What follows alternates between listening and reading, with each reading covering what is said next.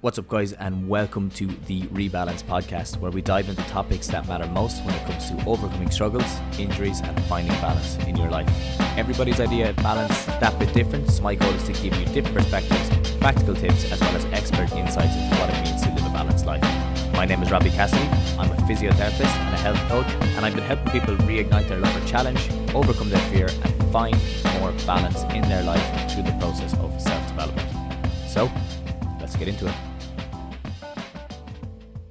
What's up, guys, and welcome back to the podcast. On this episode of the podcast, we're going to look at accelerating hamstring injuries, and we're going to go into 5 tips that you can use, or 5 ways that you can look at a hamstring injury, or 5 ways you can manage a hamstring injury starting from the day it happens. And these are principles that I've used myself after injuring my hamstring, and they're ones that I always push with my clients, especially in season, if they tear a hamstring, what they can do to get it right. And a lot of the time, I think with hamstring injuries, people are a small bit similar to ankle injuries in a lot of ways. People are hesitant to get started. But if you look at the research, the earlier you start with your rehab, the faster you will return to play. And the goal in a lot of cases is getting back to play and then preventing injury then after that again. So we need to start rehabbing, I generally say, after day 1. I would start day 1, but a lot of people, you want to wait 2 days, you want to wait for the inflammation phase to pass over. That's okay. It completely depends on yourself, and it completely depends on your mindset and what way you are approaching it and what your goals are, because as I often say, there are many ways to skin a cat. So with hamstring injuries, it's the exact same. So to jump right into the podcast, the very first thing is we need to look at the severity of the hamstring injury that you got. With the principles I'm going to talk about, they apply to, I would say, grade 1 and grade 2.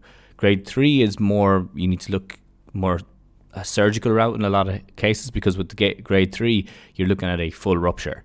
And a lot of times, that's not something that you want to just be kind of messing around with and playing around with yourself. A lot of times, that's something that you need to go and chat to your physio, obviously, chat to your doctor, and then talk to consultants, get an MRI and see what it's like. But in this case, I have used this in multiple grade 1 and grade 2 injuries, and I have done it myself.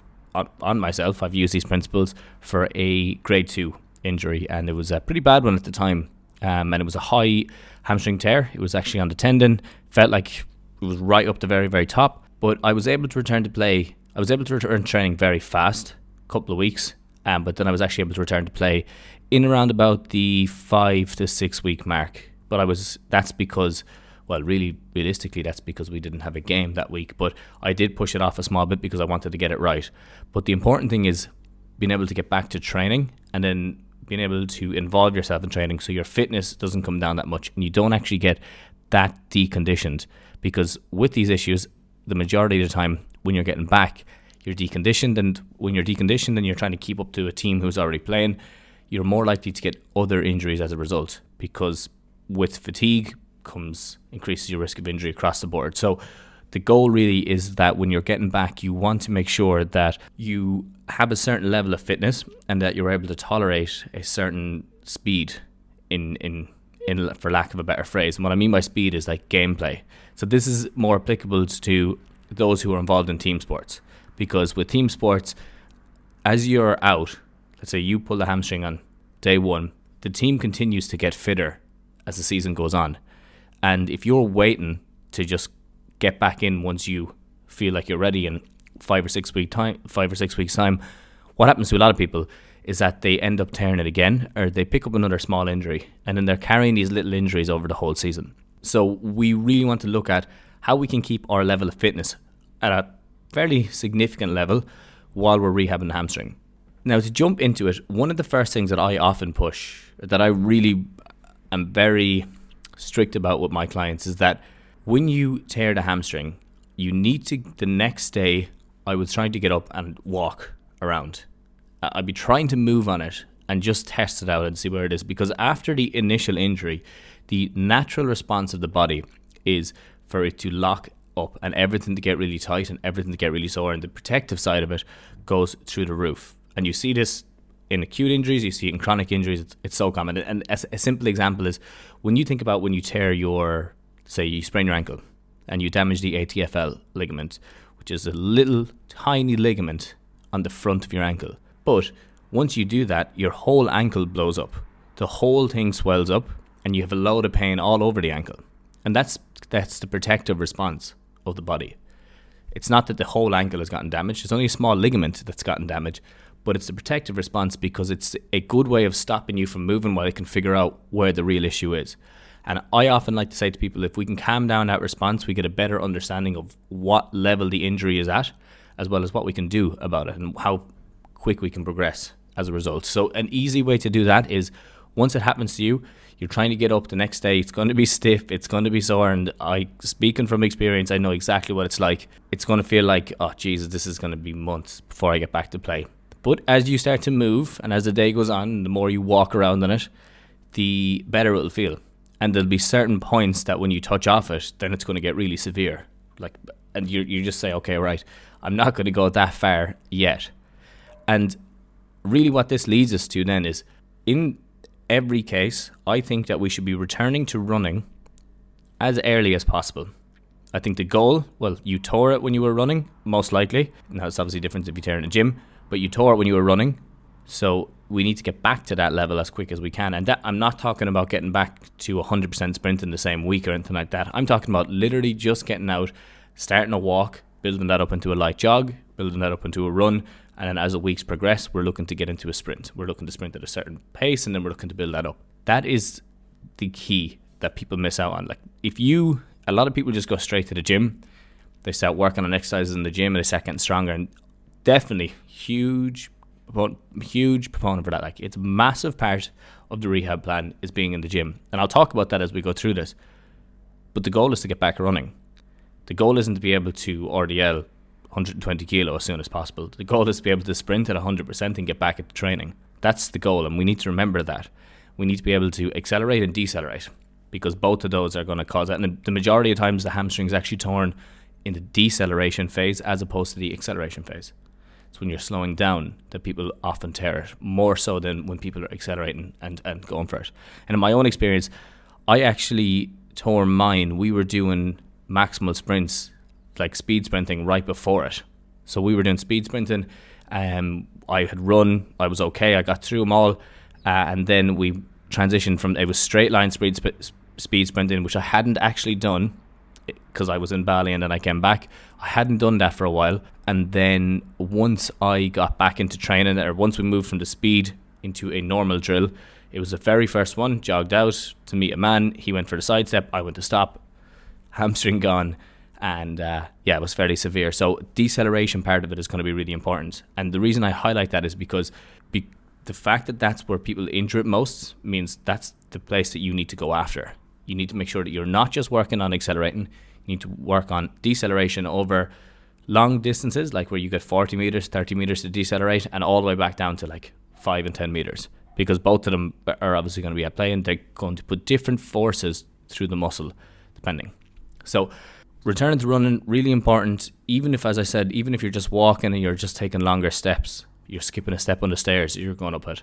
Then you're looking into jogging, and then you're looking to continue to build up the pace and continue to increase the distance as you do it. So it could be that you're running for maybe 40 meters and you're able to do that 5 times. And then you look to build that up, so you're running for 50 meters and 60 meters.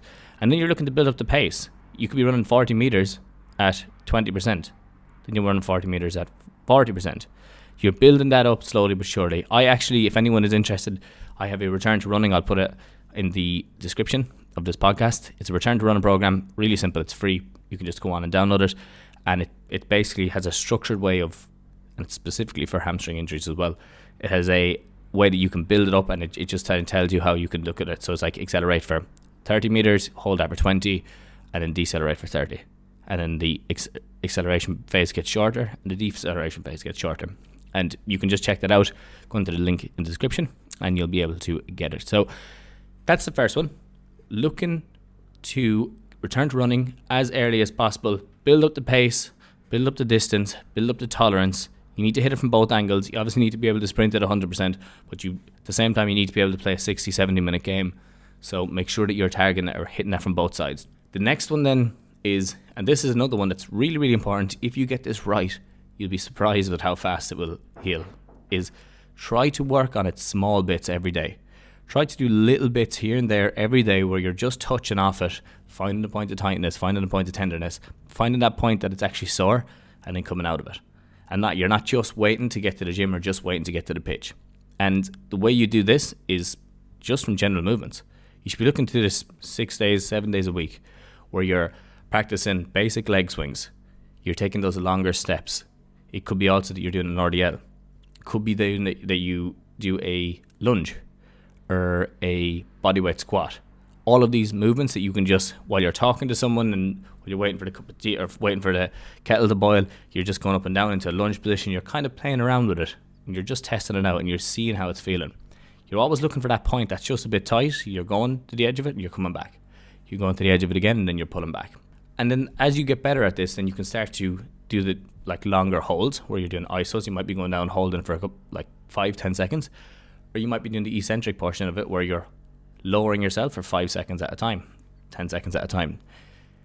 Understanding the different levels of strength and understanding the parts of mobility that you need to work on around the hip and the knee, the ankle, it's going to be important because you can start to incorporate that a small bit more. Do you internally rotate? Do you externally rotate? Do you turn your body in the way? Do you lean back? Do you bend forward? All of these things come into play. And that's why the general movements for me is such an important part, because it's the in-between bits that you do. You can go and do a gym session and perfect, and you can do all the running perfect, but then at a certain stage the hamstring might have healed to a certain degree that you actually can only find it in very specific positions. And that's why you have to go after these positions. And that's why these general movements, these basic things that you do every day, help massively, because you yourself are going after it. You are getting an understanding of what you're able to do and what you're able to tolerate. And just by pushing it every day, you're bringing that circulation to it, you're improving the healing, you're helping everything clear out, and your confidence will go through the roof, because then you'll know each day, first you'll notice progress, and then you'll know, right, there's training Friday night, so what will I be able to step into here? What will I be able to step out of, or will I be able to step into any drill at all? So working small bits every day and looking for general movements that you can include in your program are huge. And it could just be, I'm just going to go for 10 leg swings here, then I'm just going to kick forward and back, and I'm going to swap legs and I'm going to do the same thing, and I'm going to hit 5 RDLs maybe 4 times throughout the day. Like, these basic things go a long way in keeping things right and getting it right. Next one then is this is obviously so important, having a structured rehab plan, and then having structured heavy days in the gym that okay, I'm going to train on Tuesday, on Thursday I'm going to hit the gym hard. And then you're following a consistent plan and making sure that in the gym you're testing it. All these other parts are really, really important. The running, the general movements. Then you have to hit it in the gym, because this is going to be the time that you can say, okay, I'm going to put maximal effort into this, where I'm going to really, really push it, and then I'm going to give it a couple of days after to recover. And with this, it doesn't mean that you go, let's say you tear up Monday. That doesn't mean you start doing Nordics in the gym on a Wednesday, because there's a high risk of injury, high risk of making it worse. It's following a plan that someone lays out for you. It's really, really important to do that. And you should be feeling it. Like, in my opinion, you should be feeling it the next day. You should be feeling it that evening a small bit, but you should be feeling it the next day and the day after that, because then you're hitting it right. You're hitting the right areas. If you're not feeling it as much, you may have to just adapt your exercises slightly so you do hit it that bit more. This is the same with the general movement. If you just go doing leg swings or just normal RDLs and you're not feeling it at all, you're not getting the best out of that exercise. You may be working it, but you can get a lot more out of it. And that's what we're looking for here. We're looking for optimizing. We're looking to optimize it as much as we can, because this is, as I said, this is accelerating hamstring rehab. This is the thing about trying to get back as quick as we can and making sure that injury stays away when we get back. So you need to find it. You need to find that point of tightness all of the time. As I said, you should be sore after sessions. You don't want to have any weak points. You don't want to be feeling like, okay, right, I'm going through my sessions here, it's all feeling good, and then you go out and you start sprinting and then you go to do a lateral push off, and then it goes again, because you never did anything lateral. And you never really figured out that would it be able to handle that movement. So these are the important things that people miss out on, is you have to go after the weak points. As I said, that doesn't mean that you go in and do a lot more damage, like heavy RDLs or anything like that, heavy Nordics. It means you're focusing on improving strength and tolerance over time, and you have specific days that you're doing that, and then you plan specific recovery days around that. What's up, guys? Robbie here. I hope you are enjoying the podcast so far. I want to take a moment just to personally ask you for your help. If you're enjoying the podcast, would you be willing to share it with someone you think would love it too? Maybe a friend, family member on social media, or even if you just brought it up in conversation with someone you know. The recommendation means the world to us, and it's because of people like you that we get to be able to produce this podcast on a weekly basis. So thank you so much for your support so far, and I would love if you could help us reach even more people who could benefit from it too. Really appreciate you, and we're going to jump straight back to the podcast. The next one then is looking at how we can step into the team sessions and step into parts of that session so that we are able to keep our fitness up as we go through the rehab. And this is another part that you need to be intelligent about this, because it does come down to risk and reward. And people say, oh, you shouldn't be saying risk and reward. I heard physios talking about this before. I understand that aspect. You shouldn't be talking about risk and reward because it makes people think that their body is fragile and all this. But in this case, you have a torn hamstring, you're waiting for it to heal. Risk and reward comes into play because you can try sprint 100% and you're at massive risk of just re-injuring it and tearing it right there. So that's risk, okay? What's the reward out of that? If you got to 100%, then you knew that, okay, well, I can actually sprint at 100% and I can do that twice. So there is reward out of it. So it does come into it at times. Doesn't always mean it, but it depends what I'm talking about. If I'm talking about chronic issues, a lot of the time, risk and reward doesn't come into it as much. It does obviously at times, but not as much because you are trying to avoid the narrative that the body is fragile. In this case, the muscle's torn. It's risk versus reward, okay? So stepping into parts of the training session that you know that you're able to do. That means that if you're in a GAA setting, that you can stand at a cone and do hand passing. And you might be able to do a little bit of lateral movement left to right. You're obviously going to be smart. If a ball goes way outside you, you're not going to try explode out and try to get it there. That would just be silly. But you can still try move yourself over and back, nearly like a crab, and take ball on, hand pass it off, turn with the player. Little movements like that, you'll be surprised, first off, how much confidence that'll give you. Second off, it'll keep you conditioned so that you're able to play and that your skills don't completely deteriorate while you're not playing. And at the same time, it's going to help to rehab it because it's going to hit the points and the little movements that you may not have noticed or that you may not be able to hit in a gym session or in your sprinting sessions because you just don't do them. It's very hard, certain movements that are very hard to accommodate in a gym setting. And a fella sidestepping you, it's kind of difficult to accommodate in a gym setting. So if you can do that in a hand passing drill where a guy's coming in, he's kicking the ball in, let's say you're taking it on, you're hand passing off and he's kicking a score and you're able to just put the hands out and you're able to step left and right, it's not going to do a lot of damage, but it will still get you into that position and it'll go through the movement so it'll feel a bit more slick when you actually do it. And as a result then your hamstring gets a little bit of plyometric work. There's a little bit of control in it. There's more in that than people actually understand. So it is important to try to squeeze it in at times. And this is up to your own discretion. So you have to be smart. You're not going to just go in and start kicking a load of ball. You have to check the ego here. Really, really important. If you don't check the ego with this, you're going to get injured. Okay, so check the ego. You just have to let it go if something happens. As I said, if that ball goes outside of you, you have to let it go. Or if there's someone kicking scores, if you're the free taker and there's a boy kicking frees, you can't just go over and start kicking a load of frees because you feel like you should be able to do it. You have to be smart. Check the ego. Don't let it take over. And then once you're stepping out of that drill, then you can go and do your runs. I remember myself when I was doing it recently, or not recently, a couple of months ago, I was able to step into, do you know, they have like, let's say, small-sided games where you have your one team against another and it's hand pass and you have to hand pass it through the goals. I was able to step into that position and I was able to play like if we were looking at, to use soccer example, I was like a central defender midfielder, you could say. I was able to sit in that position that I just kind of took up a little bit of space and I was able to move left and right and I was able to manage my movements very soon afterwards, after the injury. Like as in like I'd say about a week and a half or 2 weeks after, where I was able to just move over and back and I was controlling it well. I was controlling my own body well. Obviously, if there was a guy coming at me like a train, I wasn't going to get in his way because that would be stupid. That would be risk versus reward, massive risk, very little reward. But you were able to like back up, move forward left and right. I say this to clients all the time, let's be smart about what we can step into and out of here, because there's an element of sharpness that you need to keep up. If you want to, when you get back and you're ready to play, you want to actually enter the game again as soon as possible. You want to have that sharpness. So being able to be in the situations and kind of, let's say, reading the game and trying to get an understanding of where your positioning is at, and just having an idea of, like, I wasn't going to take a ball on and try to take two lads on. I was literally just playing the position, take a ball, hand pass it off, cover space. That's all it was. And it goes the same for anyone who's in this position, because you can be smart about your sport and you can say, okay, well, what areas am I able to step in and out of here, and what can I get the most out of? And that just comes back to understanding your body, understanding what to do, and understanding what level of pain and tightness is going to be beneficial and what's going to be bad. And then once that finishes up, you go and you do your runs, or you go on the air bike.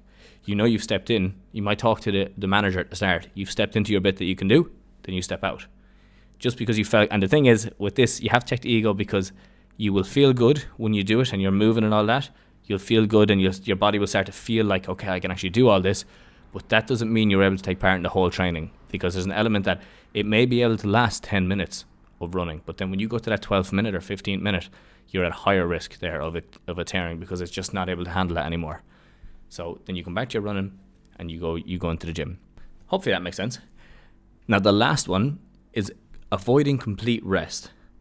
This is one that I'm a big advocate for, because oftentimes when someone, and there's two sides to this, when someone gets an injury, a lot of the times there's two sides to it. There's the physical injury, and then there's a psychological aspect to it as well, where you tear your hamstring on the Monday and then you just go into a depressive state for a week afterwards, because you think, oh, that's it, season's over, I'm not going to be able to play for the rest of the season, there's no point starting now.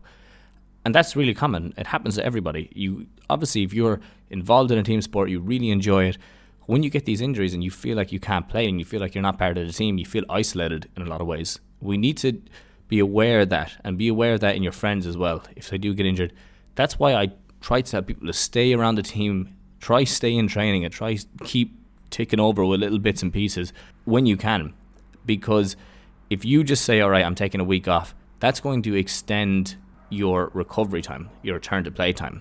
And you'd be surprised with how fast you can get back if you're very strict, and if you're consistent and you're disciplined and you do all this stuff. You'd be surprised with how fast you can get back. So we need to just try check that when it happens to you, when you feel like, oh, that's an injury, I'm done. And I completely relate with this. Because it happened to me, and I just said, right, when I felt it, I said, that's my season done. But I was able to get back for another game or two after it, which was nice. If you do take a full week of rest after the injury, it's going to delay your return to play. It really does delay your return to play. So we need to make sure that even after it happens, you're trying to get out, you're trying to walk, you're trying to move around. It's okay to have rest days. Obviously, you're going to have rest days, because you need to have rest days and recovery to get it right. But we want to avoid that full week off in a row where you're just giving it no chance, because a lot of times then, as I said, you're delayed recovery, you're at high risk of injury. There's loads of other aspects to it. Your deconditioning is just, you get so deconditioned. There's so many other factors there. Taking the whole week off is going to hinder it. The earlier you start, the earlier you get back to running, the earlier you get back into the gym and start your rehab and talk to your physio. Don't just go and get massages for the first week, because that's bullshit, and that's not going to, it's going to help your mind maybe and help your soul, but in this case it's not going to help you heal any faster. The things that are going to help you heal faster are the functional things that you're going to get back to. Because let's think of this, let's be smart about it. With rehab, functionally you're lacking. That's why you're in rehab. It's because you're lacking functionally. I'm talking about injury rehab here now, not, obviously there's other forms of rehab, but when it comes to injury rehab, there's certain things that you're not able to do because the injury is there in the way. It's hindering you from doing those. So your goal should be function. It should be trying to get back and doing those things. That should be the goal. If you can focus on that goal, where, as I said, in a football case, it's sprinting. It's running, and it's been able to accelerate and decelerate and turn and be able to take a tackle and be able to take a hit. All of those. The sooner you get back to those, the sooner you'll be able to return to play. So you should be incorporating those as early as possible into your sessions. As early as possible. If you stick to these basics, you will be surprised with how fast you can get back. I'm not joking. You'll be surprised at how fast you get back, and you'll be surprised to see your progress as the weeks go by. I'm not saying you do it and you'll be back in a week, but you'll be very surprised with how much progress you'll make. And each week you'll be able to say, okay, I was only able to get up to 20% sprinting for, let's say, 100 meters the last time, and then 100 meters total. And then I was able to get up to 30%, 40%, 50%. And then I was able to step into a drill where I did a hand passing drill. And then I was actually able to step into a backs and forwards drill, or like a hand passing, like a small sided game. And then I was actually able to step into 20% of the training. And then it was 40% of the training. And now I'm able to step into the full training. I just need to be a bit cautious. See, it just builds up like this. And every single time, I often say it's like achieving a milestone. It's like achieving a different level in a game. Once you do it and you get into the game and you're able to get through it, the next time then you have the confidence in your mind that you can do that same thing again. So the next training session, okay, once you give yourself a couple of days recovery, I know what I can do. I'm going to try and increase it by maybe 5%. Always follow your physio's advice. It's really, really important. Make sure you follow a comprehensive rehab plan. But that's all I'm going to talk about really today. If anyone has any questions, just shoot them over to me on Instagram or send me an email at info@mobilitytutor. info@themobilitytutor.com. themobilitytutor.com. And that's everything. If you want to grab that return to running rehab plan, just check the description below. It's free. Like, you'll get it and you'll work away. And that's, and if you have any questions on it, just let me know as well. But for now, thank you all for listening. If you know anyone that has recently injured a hamstring, or someone, maybe this might pop up in your mind again in time after one of your friends or even you injure a hamstring, just send them on this podcast, please. It goes a long way in promoting it. Also, if you have any podcasts you'd like me to do, just let me know. This was actually a request, so that's why I did it. So make sure to send them on to me. And that is all from me today. I will chat to you all again soon next week. Have a good one. Okay, guys, thank you so much for listening to today's podcast. I hope you enjoyed the show. If you're looking to learn more about what we do, as well as check out any of the mobility and rehab programs we have available, just head over to the description of this podcast and you will find a link to all the programs there. As always, thank you for listening, and I will chat to you all again in the next episode. Have a good one.